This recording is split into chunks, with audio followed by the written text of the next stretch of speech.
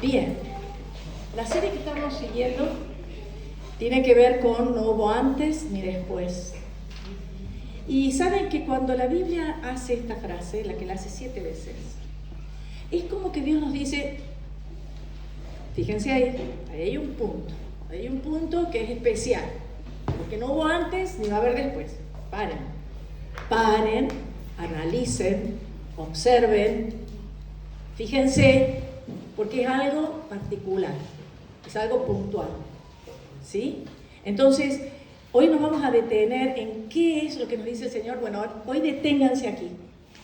Y quiero que piensen en que no hubo antes, ni va a haber después, un rey que confíe como Ezequiel. Y uno dice, qué extraño, porque miren, si uno más o menos conoce, más o menos, ¿cuántos conocen la historia de Israel? Conocen un poco de la historia, ¿no es cierto? Bueno, es más fácil que levanten lo que no tienen, digo para saber cuánto me detengo en contar la historia. ¿Hay quienes no sepan cómo es un poco la historia de Israel? Ok, bueno, vamos a detenernos, pero muy poquitito. Tenemos reyes como el rey David. El rey David era conforme al corazón de Dios, ¿cómo no iba a confiar?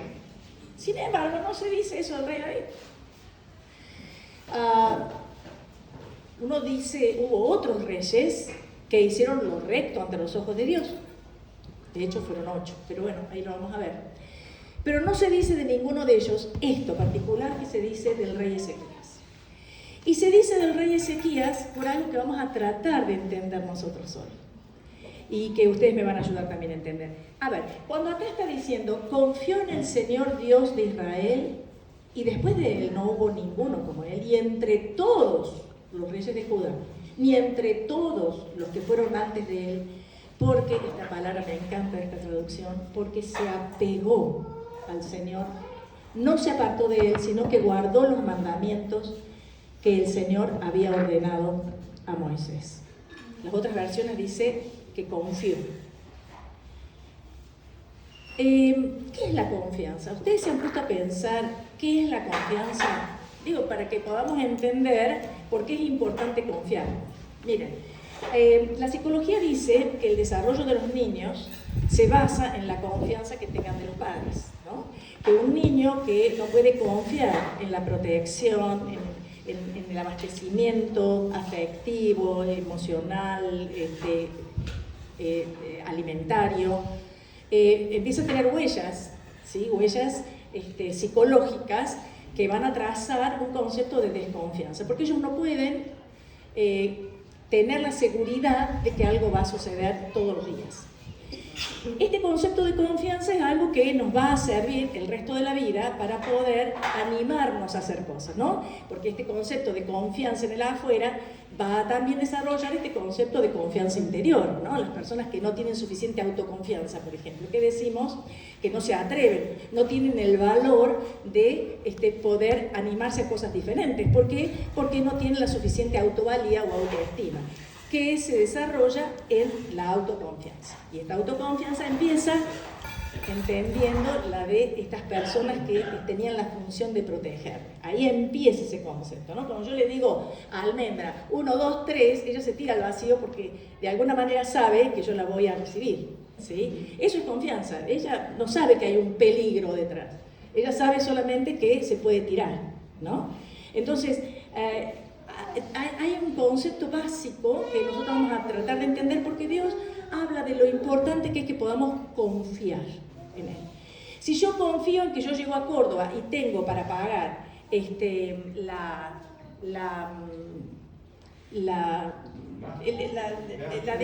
DGR, los impuestos, la luz, porque tengo en la cuenta del banco, tengo un determinado monto de dinero, eso no es confianza, eso es certeza. ¿Me explico? Yo sé que lo tengo, ¿sí? A no ser que haya un quebranto en el país, que es una cosa muy difícil, bueno, esa plata va a estar ahí, ¿sí? Entonces, la confianza no es algo que tenemos porque sabemos algo, ¿no? Cuando decimos, bueno, Señor, mostrame tal cosa para que yo pueda confiar, eso no es confianza, ¿sí? Le estamos pidiendo certezas. Y la palabra de Dios es caminar en la confianza. Y esto lo hace muy difícil, porque es que en realidad no es en el acontecimiento, sino en el quién me lo promete. Y es ahí donde empieza la gran diferencia de la vida cristiana. Y entonces vamos a tratar de ver qué era Ezequías. Bueno, Ezequías tuvo una vida realmente muy fácil, muy simple, nació en un palacio, parece que no tenía ningún tipo de problemas. No, no es tan así. Y vamos a tratar de verlo. Pero vamos a ver un poco de la historia, porque si no conocemos la historia, no entendemos profundamente este problema. Miren, el rey David, el rey Saúl es el primer rey, pero el rey David es el que toma el esplendor, ¿no? El que tiene el que toma la mayor cantidad de territorios. Y después el rey Salomón es el que tiene toda la grandeza y todo el poderío y todo el desarrollo de lo que es Israel.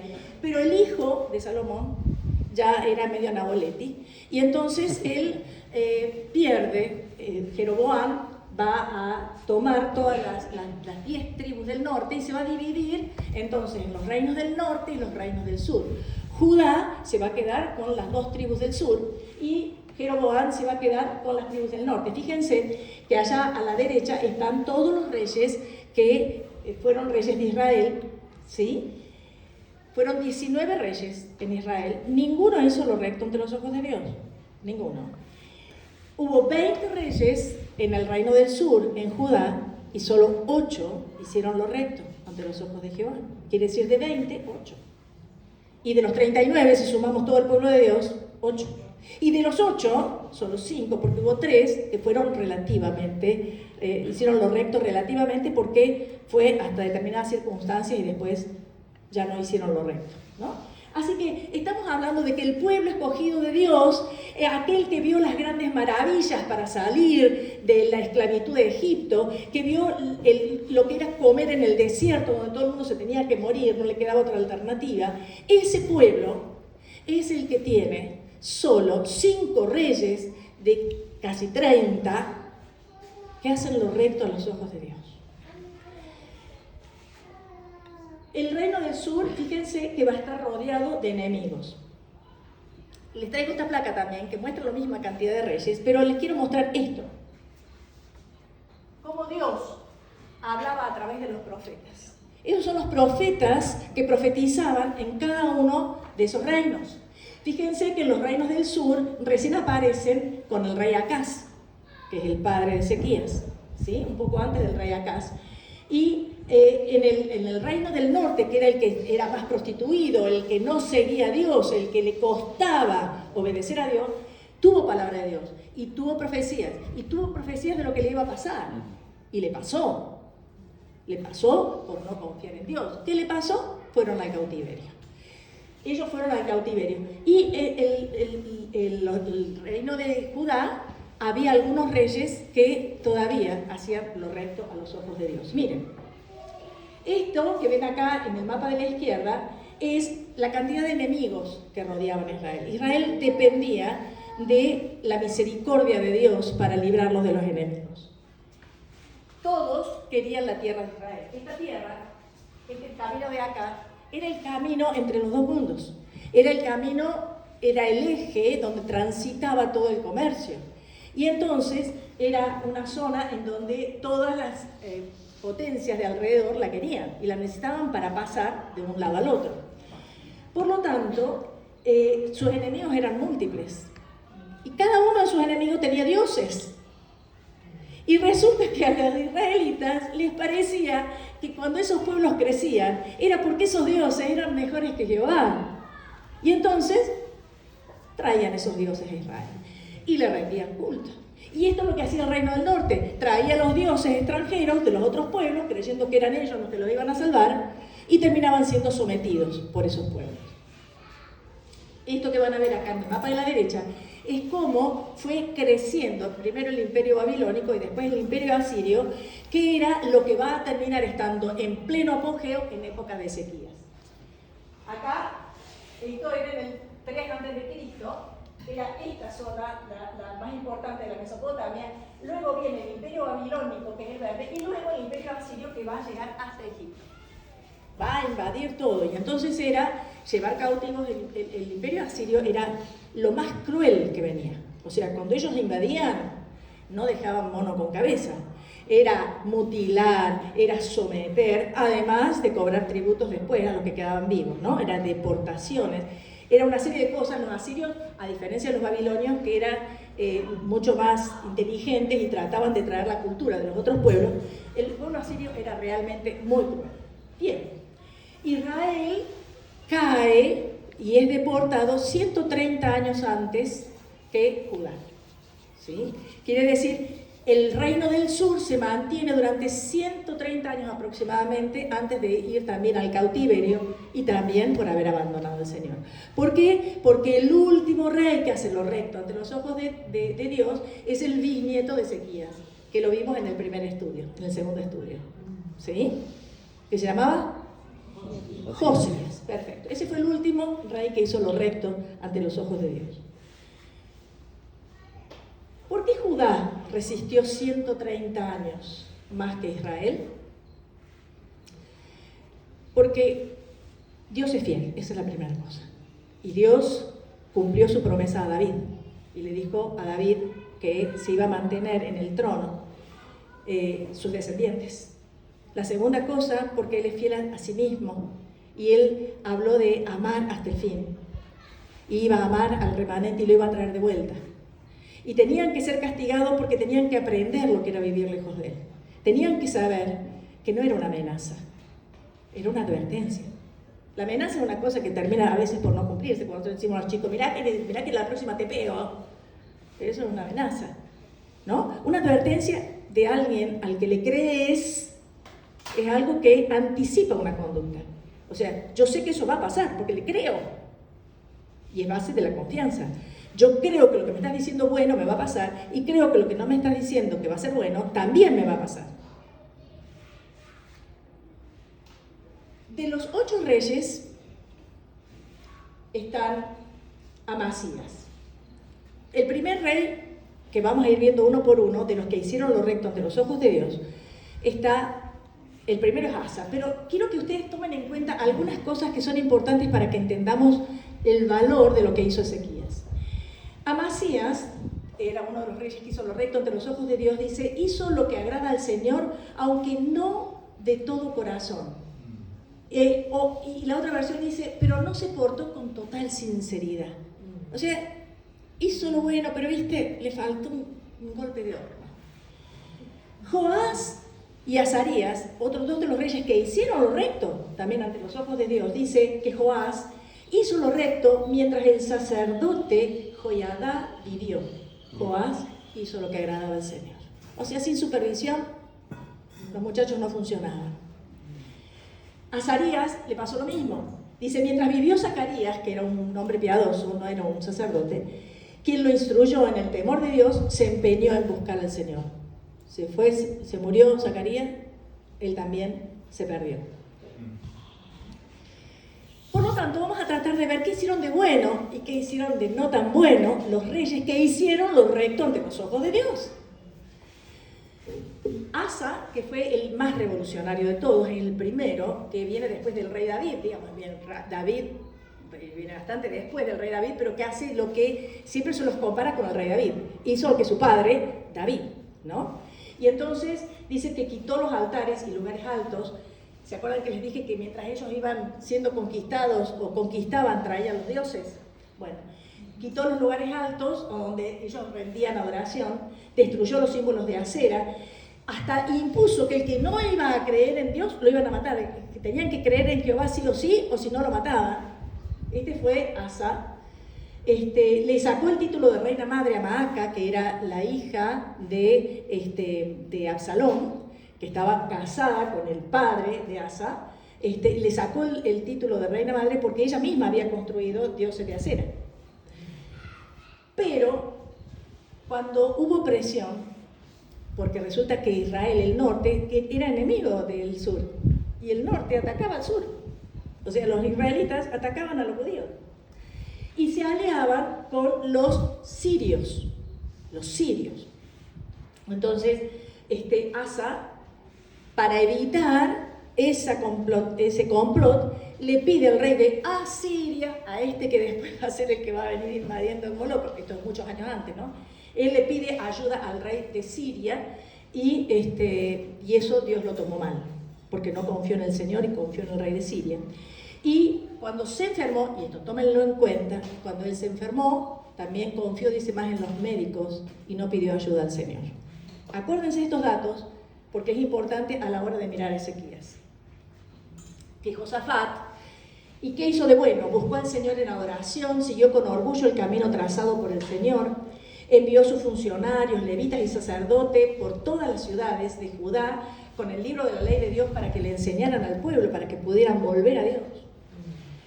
Hizo ayuno con el pueblo para pedir a Dios que le diera victoria sobre Moab y Amón, ¿no? Que eran los enemigos en ese momento que estaban atacando continuamente, pero se emparentó con la casa de Acab. Ustedes acuérdense, Acab y Jezabel, ¿sí? Eran realmente apóstatas, ¿no?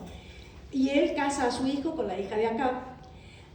Acab le pide que lo ayude a reconquistar una ciudad, y él, aunque consulta a Dios, y uno de los sacerdotes le dice que no vaya, él fue igual, ahí es donde muere Acab, pero Josafat es librado, ¿sí? El Señor lo libra, y pocos años después también se va a amigar con otro rey de Israel, que es Ocosías, para construir barcos que terminan todos destruidos en el mar. Dios no nos deja prosperar, pero el profeta lo condena por esto, dice, te hiciste amigo de los enemigos de Dios. ¿Te hiciste amigo de los enemigos de Dios? Hiciste lo recto, pero te faltó. Después sigue Joás. Entre Joás y el rey que vimos recién hay muchos años de bastante dolor, ¿sí? Fue fiel mientras vivió Joiada, el sacerdote. Joram, hijo de Josafat, asesina a sus hermanos. Esto les cuento síntesis de la historia para que entiendan que en realidad estar en el reino no está salvada de muchas cosas. Al morir, su hijo Ocosías es puesto en el trono, lo matan al año y su madre, Atalía, usurpa el trono y hace matar a toda la familia de Joram, pero el sacerdote esconde a Joás, el menor. Este Joás es uno que es Joiada, que termina siendo el cuñado de él. Lo esconde en el templo porque era el único descendiente de David que quedaba. Y la promesa de Dios es que un rey descendiente de David iba a seguir. Y bueno, y ese es salvado. Joás es salvado. Y este es el Joás que se vuelve a Dios porque está siempre siendo educado por Joiada. Pero ¿saben lo que hace él? Él después mata. Cuando muere Joiada, el hijo de Joiada, el profeta, que es hijo de Joiada, le dice que no haga determinadas cosas y a él le molestó y lo hizo matar. Y sirvió a los símbolos de Acera. Sigue Amasías, que también hace lo recto. Esos números que están ahí arriba son los años que reinaron. Él se enfrenta a los edomitas, aceptando no llevar a los soldados israelitas. El primero contrata soldados porque cree que se va a quedar corto, contrata a los israelitas, después dice no, el profeta le dice no lo lleve, y él dice pero ya le pagué, no importa, perder la plata. Le dice bueno, y él pierde la plata y va sin los soldados israelitas y gana porque Dios le da la victoria, no por la cantidad de hombres que tenía. Él mató a los oficiales que asesinaron a su padre, ¿se acuerdan que lo habían matado y por eso lo mataría? Y él cumple la ley y solamente mató a los que asesinaron a su padre, porque la ley decía que los hijos no pagarán la culpa de los padres ni los padres de los hijos. O sea, bien, que no era lo común en esa época mataban también a la familia. Pero al vencer a los edomitas, se trajo con él los dioses de Seir y los adoró y quemó incienso. No quitó los santuarios paganos y desafió al rey de Israel a pelear. Dios le dijo que no lo hiciera y fue vencido. Después viene Azarías, que también se lo llama Osías o Usías. Él recuperó la ciudad de Elat para Judá, procuró recurrir a Dios mientras vivió Zacarías, quien le enseñó a respetar a Dios. Dios le dio la victoria contra los filisteos, los árabes y los meunitas, que le dio bastante poder en la zona, pero no se quitaron los santuarios paganos. ¿Saben qué es lo que pasaba? Que por más que venía un rey y los quitaban siempre, si ya hubo otro que los quitó, ¿qué pasó? Los volvían a construir. El pueblo era pagano. El pueblo de Israel volvía a construir. Se iban los que lo destruían, venían ellos con las mismas piedras y lo volvían a construir. Entonces todos los reyes que querían agradar a Dios tenían que volver a pasar con la topadora. No se quitaron los santuarios paganos y Dios lo castigó con lepra. ¿Por qué? Porque a él, cuando se sintió tan orgulloso, porque él tenía poder, empezó a ganar mucho territorio, entró al templo a quemar incienso. Él sabe que no podía hacerlo, eso lo tenía que hacer solamente un sacerdote. Y él quiso hacerlo porque él se sentía tan poderoso que creía que lo podía hacer, entonces Dios lo castigó con lepra y nunca más pudo salir del palacio. De hecho, no fue enterrado por los reyes por su lepra. Sigue Jotam, su hijo, que se hizo fuerte en la guerra y Dios le dio poder, siguió reconstruyendo el templo y fortificando Jerusalén. Es todo lo que se dice de Jotam, aunque estuvo 16 años, pero no se quitaron los santuarios paganos. Y entonces, después de Jotam sigue Acaz, que es el padre de Ezequías, que no hizo lo recto ante los ojos de Dios. Y llega Ezequías, que dice que puso su esperanza, que confió firmemente. ¿De dónde aprendió eso? ¿De dónde lo aprendió? Miren, ¿saben quién era el padre de Ezequías? Ezequías se llamaba Acaz. Empezó a reinar a los 20 años. Acaz creó estatuas de Acera, de Astarte. Él quemó a sus hijos a Moloc, a los hermanos de Ezequías los quemó a Moloc. Dios lo entrega al poder de Siria y de Israel. Lo invaden, matan 120.000 soldados en Judá. Y así todo, no aprendió la lección. Llevan cautivo a una parte. Dios hace que a los cautivos los traigan de vuelta porque habla con los sacerdotes, digamos, le hace hablar a los sacerdotes de Israel que no estaba bien que tomaran prisioneros a sus propios hermanos, entonces los vuelven a traer. Pero así todo, dice así la Biblia. El Señor había querido humillar a Judá, pues Acaz, rey de Judá, había promovido el desenfreno en Judá y había sido sumamente infiel al Señor. Dice 2 Crónicas 28:19. Miren esa palabra. Había sido sumamente infiel al Señor. Asiria le cobró tributo y lo puso en aprietos. Y a pesar de estar en aprieto, continuó siendo infiel al Señor. Y dice esta frase en la Biblia: así era el rey Acaz. Duro, pero miren, esa expresión está escrita. Era durísimo. Ezequías está mirando a su padre. Mira a su padre, mira al pueblo, mira lo que está pasando y asciende al trono. Muere su padre y él asciende al trono. Su padre fue un pésimo ejemplo. Profanó el templo, trayendo altares paganos al templo. Pidió ayuda a Asiria para defenderse de Siria y terminó siendo el súbdito de Asiria, de esos mismos que después van a venir a invadir, entre ellos, que es el hijo de este rey, que es Sennacherib, que es el que va a amedrentar al rey Ezequías. Ofreció a sus hijos en sacrificio a Moloc. En el contexto sociopolítico hay continuas amenazas de invasión. Lo más alarmante, el imperio asirio, que está avanzando. Ustedes se acuerdan de esa mancha verde que les mostré antes, que viene avanzando. Y en el contexto religioso era un pueblo que era apóstata. Ya Acaz los había llevado al desenfreno, dice. ¿Qué es lo primero que hace el rey Ezequías? De esos 9 reyes que hicieron lo bueno ante los ojos de Dios, Ezequías fue especial. Porque Amasías tuvo el corazón partido, Joás y Azarías fueron fieles solo bajo supervisión, pero él, miren este mapa lo que es, qué maravilloso. Fíjense, todo esto es el imperio asirio, y miren la mancha de Judá. Es lo único que quedó sin invadir. Jerusalén. Miren la mancha. Miren si Dios no es fiel. Dijo que no iba a entrar y no iba a entrar.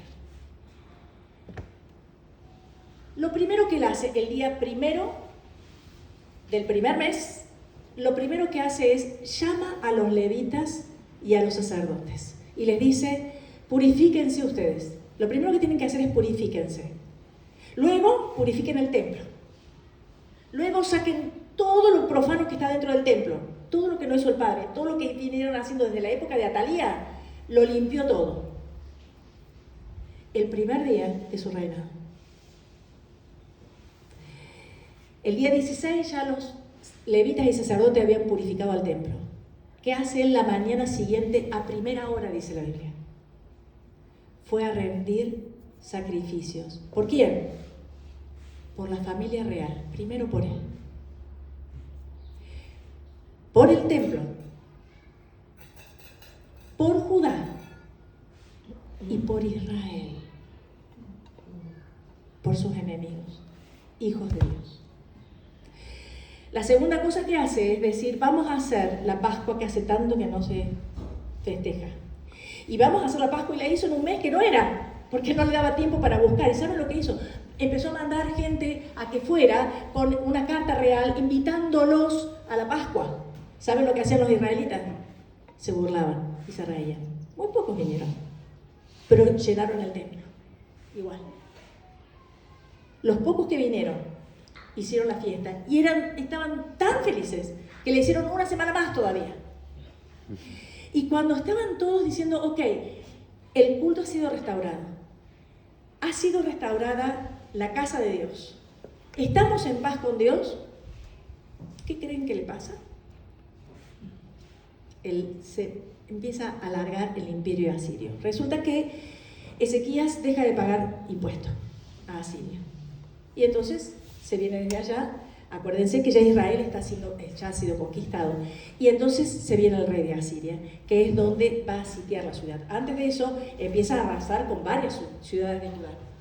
Acuérdense que el sur empieza a arrasar con varias ciudades de Judá. Y Ezequías está en Jerusalén, en la ciudad de Dios, ¿no? Está ahí, encerrado en Jerusalén. Y dice, porque uno podría pensar, pero che, si yo estoy haciendo todo bien. A ver, ¿acaso Dios no podría simplemente mantenerme en paz? ¿Por qué Dios me la complica? Si, comparado con todo lo que han estado antes que yo, ya hice mucho. Él no hizo eso. Él alentó a los levitas que purificaran, invitó a los demás, se humilló, halagó, alentó al pueblo a volver a Dios. Pero dice también que él, lo primero que hacía era ir a Dios. Miren, cuando llega Sennacherib a decirle, ¿qué te hace pensar que tu Dios es más importante que el Dios de los amonitas, de los moabitas, de los filisteos, a todo lo que ya conquisté? ¿Qué te hace pensar que tu Dios, incluso el Dios de la zona norte, que también está conquistada, te va a librar a vos? ¿Quién te crees de especial? ¿No te das cuenta que soy Sennacherib? Y el pueblo iba entrando en ese terror, porque él dice, bueno, ok, te vuelvo a pagar impuestos, pero no mates más al pueblo. Y le vuelve a pagar impuestos, y aunque le paga el impuesto, de todas maneras Sennacherib le dice, y no te creas que te vas a librar de mí, aparte del impuesto. Aparte de todas las riquezas que le dio, dice, no te vas a librar de mí. Y entonces, ¿qué hace cuando llega ese mensaje de parte de los soldados? Mientras Ezequías le dice a sus funcionarios, vayan y consulten al profeta Isaías, él se fue al templo, se rasgó las ropas y lloró delante de Dios. Él no fue a hablar con Isaías. Él mandó a que sus funcionarios fueran a hablar con el profeta. Él se fue al templo. Él mostraba que tenía una relación con Dios, en donde había un Dios real, un Dios que veía, un Dios que oía, un Dios que sentía, un Dios con el cual él podía hablar. Pero no tan solo pasa eso. Pasa de que Sennacherib le empieza a mandar más mensajeros y le dice, mira, vas a tener que saber que voy a entrar, pero no voy a dejar nada en pie por tu actitud. Y le manda una carta. Y en la carta le dice lo mismo que le venían diciendo los emisarios que estaba mandando. ¿Y saben lo que hace Ezequías? No va a buscarlo a Isaías, no se junta con los funcionarios, no va a buscar a Siria, ni va a buscar a los egipcios, que eran a veces sus aliados. ¿Saben lo que hace él? Va al templo con una carta y se la muestra a Dios. Miren, hay que estar o psicótico, yo que soy psicóloga te digo, bueno, hay que estar psicótico de creer que estás hablando con alguien que no está, o tenés que confiar en que está. y que es galardonador. Premia a los que creen. Dice que él le abre la carta y dice, la lee. Le abre la carta y le dice, mira lo que dicen de vos, no mira lo que me amenazan a mí. Mira lo que dicen de vos, Señor. ¿Cómo te vas a dejar decir esto? ¿Cómo vas a dejar decir que vos sos Dios como cualquier otro y que no nos podés librar? Señor, mira cómo te atacan a vos. Miren, yo no sé cómo ustedes confían en la gente, pero cuando alguien confía así en que alguien va a escuchar y va a actuar y va a accionar, tenés que tener una relación con esa persona tan profunda que sabes perfectamente que la fe viene porque confiaste. Si no, no hay fe. No hay posibilidad de que se desarrolle la fe en alguien que uno no confía. ¿Saben?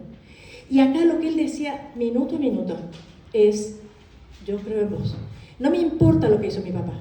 No me importa lo que hicieron otros reyes. No me importa lo que hizo el reino del norte. Me importa lo que vos decís, Señor. Y él agarraba la ley y leía. Fíjense, ¿ustedes sabían que hay proverbios que hizo juntar Ezequías? Hay 4 proverbios, del 31 al 35, que los encuentra Ezequías en el templo y los hace poner en el libro. Él estaba continuamente con el Señor. Resulta que Sennacherib, ¿saben lo que termina pasando? Isaías viene y le dice, Dios dice que los va a confundir, que se van a volver porque van a amenazarlo en Siria y se va a tener que volver. Ahí hay una parte que, bueno, está como que no sabemos cuándo fue, si fue antes que le avisaran que se fuera o después que le avisaran que se fuera, pero dice que el ángel del Señor bajó y hizo tal mortandad en el campamento sirio que se tuvieron que ir. Se tuvieron que ir porque no tenían cómo enfrentar a la ciudad de Jerusalén y los liberaron. O sea, él quedó libre de la invasión de Sennacherib. Pero luego Ezequías enferma.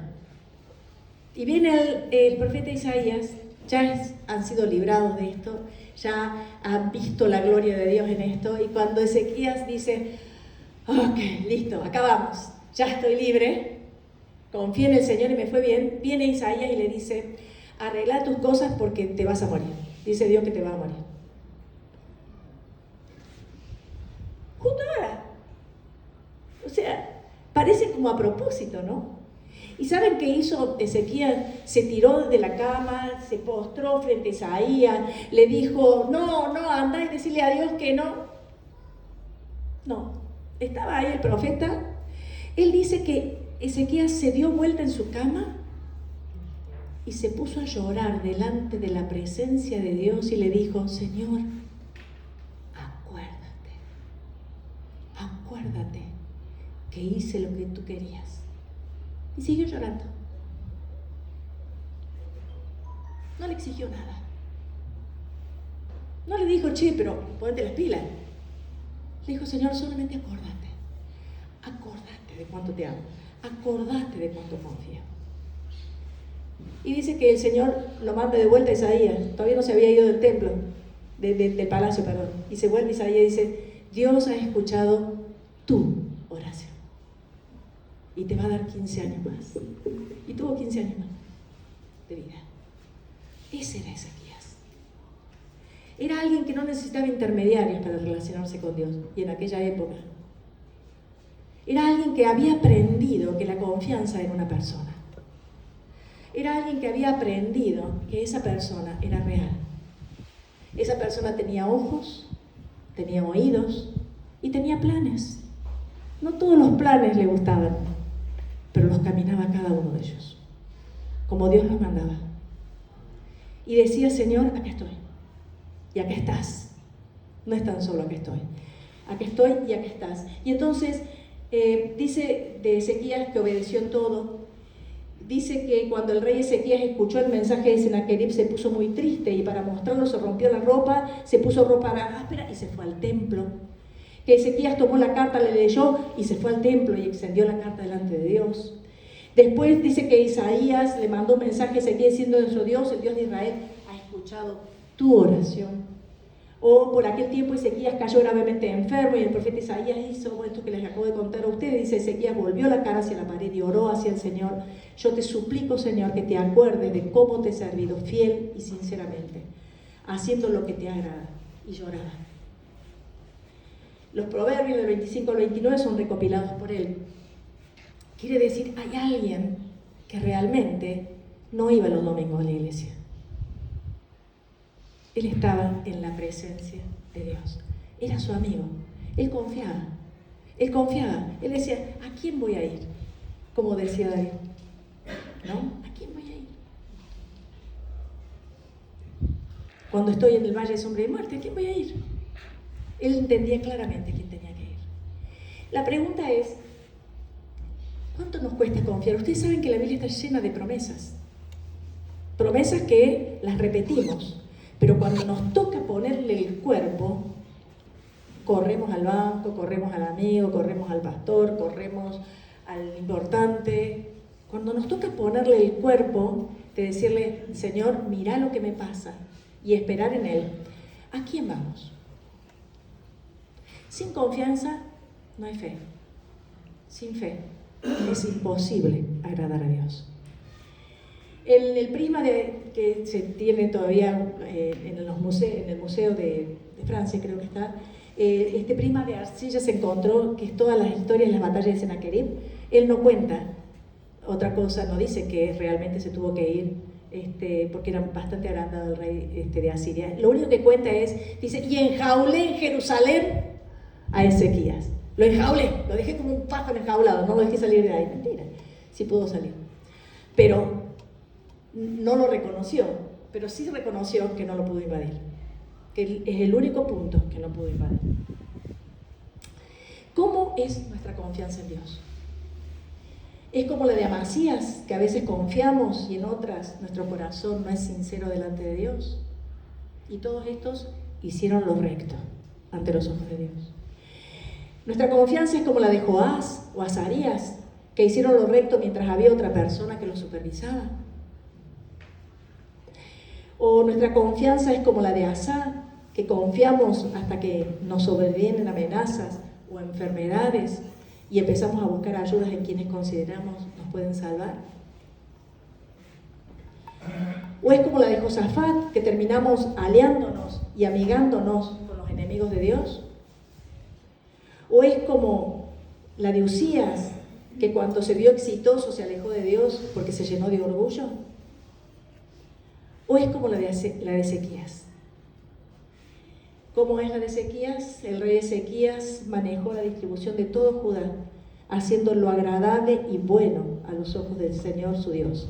En todo lo que hizo para el servicio del templo de Dios y en sus esfuerzos por seguir las leyes y los mandatos de Dios, Ezequías buscó a su Dios de todo corazón y como resultado tuvo éxito. Yo los invito a que cada uno de ustedes saque de esta bolsita, vayan pasándola, saque una promesa. Acá adentro hay promesas de Dios. Las promesas son, por favor, hacia la circular, gracias. Las promesas son para ser creídas. ¿Saben qué es una promesa? Algo que no está. No la tengo, te lo prometo. Quiere decir, la confianza se basa en la expectativa. No lo tengo. Pero la confianza es, lo acepto como real porque lo creo. Y lo tomo en el presente aunque todavía no esté. Eso es una promesa, la tomo, me la apropio. Y yo quiero que con estas promesas, o sea, le va a tocar a alguna cualquiera, ¿no? Pero que ustedes piensen, Señor, esto creo, esto que vos me decís acá, yo lo creo de todo corazón. Si me falta creerlo de todo corazón es, ¿por qué no lo estoy creyendo, Señor? Es, enfréntate al Señor, a ese Señor que tiene ojos y ve, que tiene oídos y oye, que tiene un corazón y siente, y que está presente aquí, como estuvo con Ezequías. Está presente aquí, y que quiere tener una relación de confianza. Como decía el pastor al principio del campamento, Somos únicos. Esta es la única vida que nosotros tenemos para hacer este camino. Después tenemos la vida eterna. Pero esta es la única que tenemos para hacer este camino de confianza. Este camino de aprender a caminar en la seguridad de que Él está ahí. ¿Saben?